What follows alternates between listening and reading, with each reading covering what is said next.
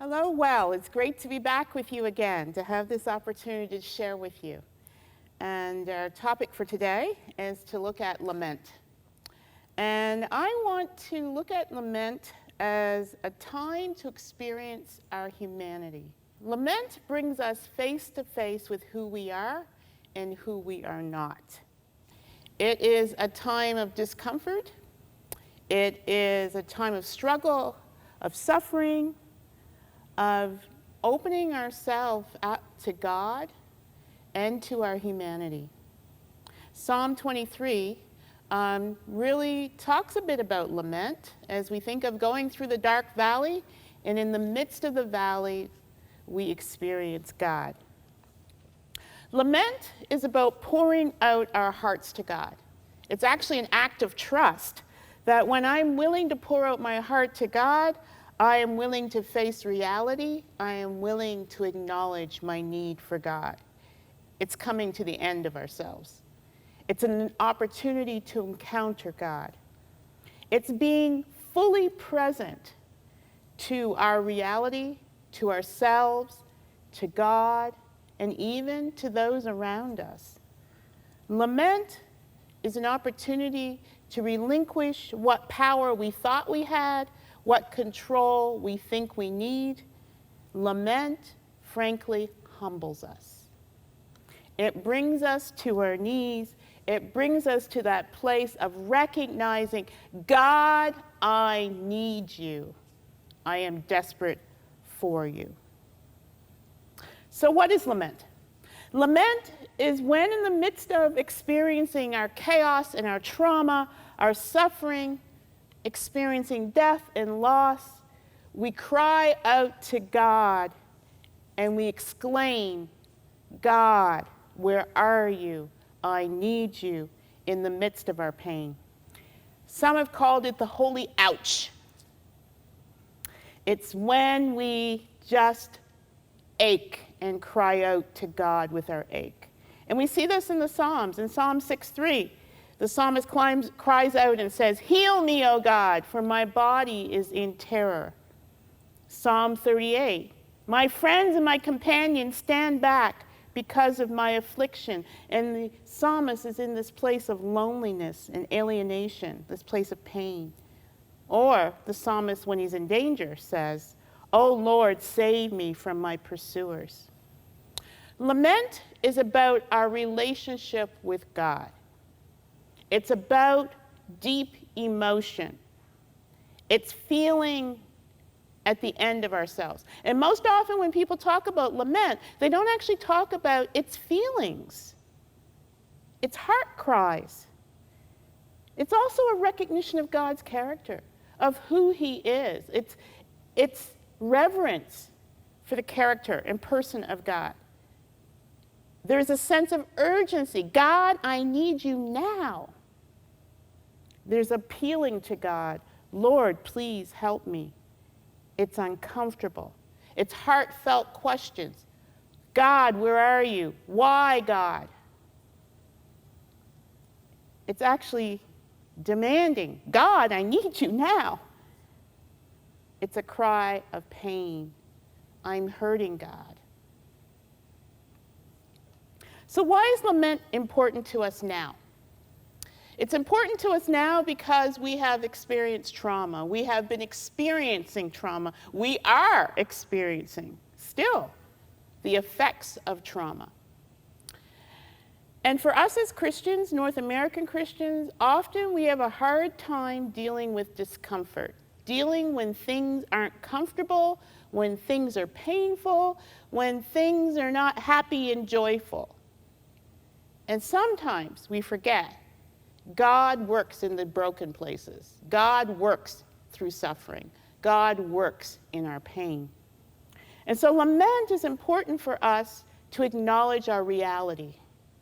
The reality is, COVID has taught us we're not in control. COVID has taught us we desperately need God. COVID has shown us we really aren't in control in the way we thought we were. And we have to lament the loss of even that sense of control. We need to lament life as we once knew it or thought it was. We need to lament in order to let go, to relinquish, to acknowledge who God is and who we are in light of his character. So I want to read a quote to you from the blog, Franciscan Spirit blog. And this is a quote under the heading of accepting lament as an act of faith. It says, first we feel, my God, why have you forsaken me? And we might think, I should not feel this way. I am losing my faith. Lament corrects a false, naive, overly rationalistic view of faith. In the scriptures, faith is not simply an intellectual assent to some statement about God. It is the trusting of our entire selves to God. At times, we do experience God's absence. We do feel alone and confused, and we doubt. Doubt is not opposed to faith. Despair is. We see this in the case of the father who brought his son to Jesus for healing. When Jesus encouraged the father to have faith, he replied, I do believe, help my unbelief. Even Paul tells us he was perplexed but not driven to despair. In despair, we give up on our relationship with God. Doubt, on the other hand, is a sign that our faith is alive and kicking. It is part of the rhythm of faith itself.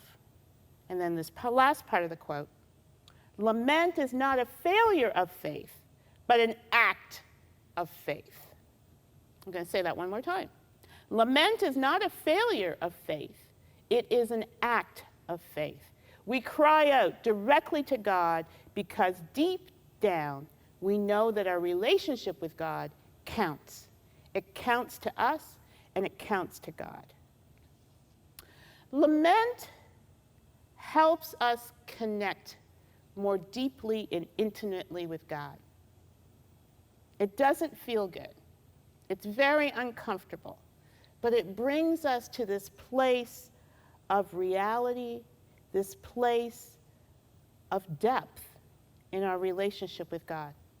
And as leaders, we need lament because it helps us keep our feet on the ground. It helps remind us that God is God and we are not. Lament humbles us. And I don't know about you, but I need to be humbled at times. It reminds me, no matter how much good I do, no matter how many people's lives I touch, no matter, I'm still not God. God is God, and I desperately need him.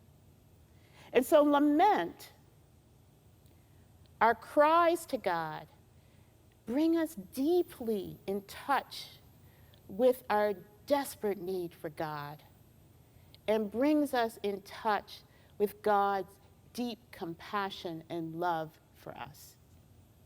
And so I want to encourage you, well leaders, to get in touch with your lament. What part of life is painful? How has ministry been disappointing? How have you been experiencing pain? Have you experienced trauma? And I want to encourage you to stop and express that to God from the depths of your being. We think about, well, let's move on and get on with things. No, we can't just quite move on. We need to stop. We need to get in touch with reality, painful reality. Think of it as the 23rd Psalm. It's our invitation into the dark valley where we will experience God's power and presence and grace. And in the midst of it, we will gain new perspective. We will be empowered. We will find new life and the ability to carry on, even be strengthened in the midst of it. So there are many benefits to lament. It teaches us how to wait on God. It teaches us how to watch and pray. Lament teaches us how to deepen our trust in God, and to know without a doubt that even when I come to the end of myself, there is God, and that we are in good hands. For God is faithful, and he will not leave us or forsake us. So, well, leaders, I encourage you, make time to lament. Make it a practice that truly you're able to enter into.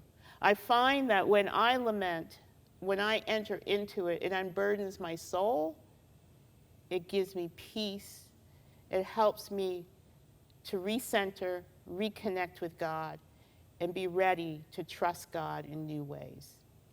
May God bless us as we trust him, to pour out our hearts to him, to lament, knowing that he will bless us even in the midst of our pain. Amen.